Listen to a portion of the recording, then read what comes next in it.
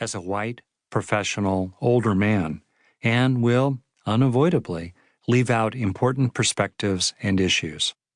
Please adapt what I say to your own needs and situations.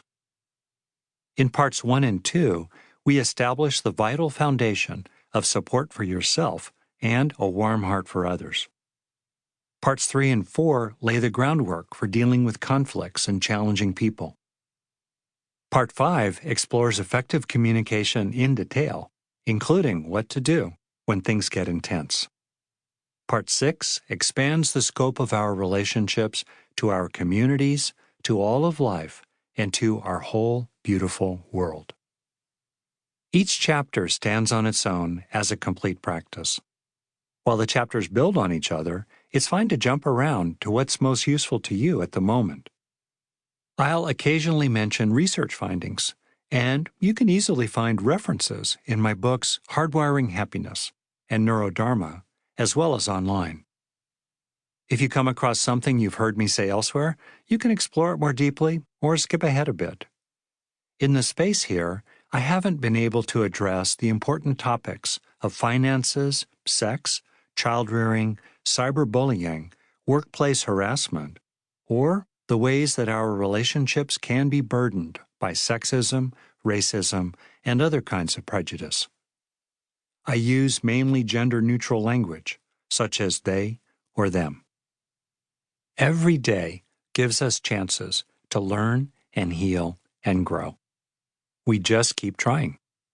You can relate to some chapters as aspirational, such as Say What You Want, Chapter 43, or Take Care of Your Side of the Street, Chapter 24. What's important is that you keep moving in a positive direction and don't feel you have to be perfect.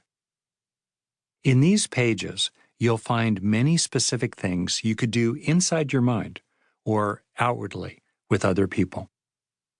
For simplicity, I state most of them as instructions, and feel free to ignore the ones that don't work for you. Some will seem easy and obvious, and others will take more effort and be an ongoing exploration. Find what's good for you, and it's fine to leave the rest.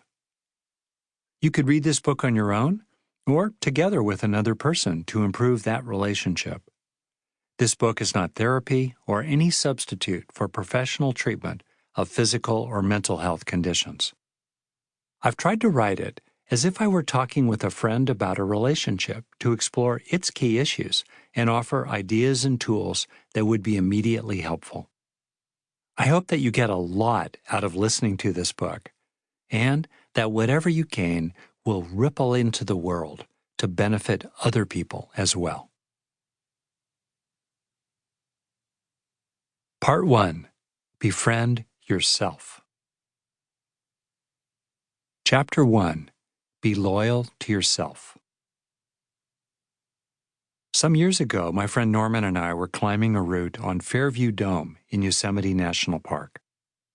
I finished leading a steep pitch, set anchors at a small ledge, and belayed Norman as he came up. Suddenly, he popped off a hold and fell backward with his arms flung wide and a shocked expression on his face. His weight yanked me downward, but the anchors held and I braked his fall. He looked up with a bemused grin, jammed his hands back in the crack, and kept climbing. He knew I'd catch his fall, and on another day, I knew he'd catch mine. We were loyal to each other, although usually in less dramatic ways. We stayed alert for threats, listened with interest, appreciated wins, and sympathized with losses. He looked out for me, and I for him. Most of us are loyal to some other people, yet how many of us are loyal to ourselves? How often do you give yourself the same kind of encouragement, support, and respect that you give to others? In my experience, lots of people have trouble being loyal to themselves, at least in certain areas.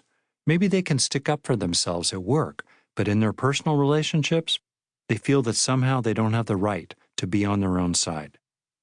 As a therapist, I'd often meet someone who is pretty unhappy for understandable reasons, given their life history and current relationships.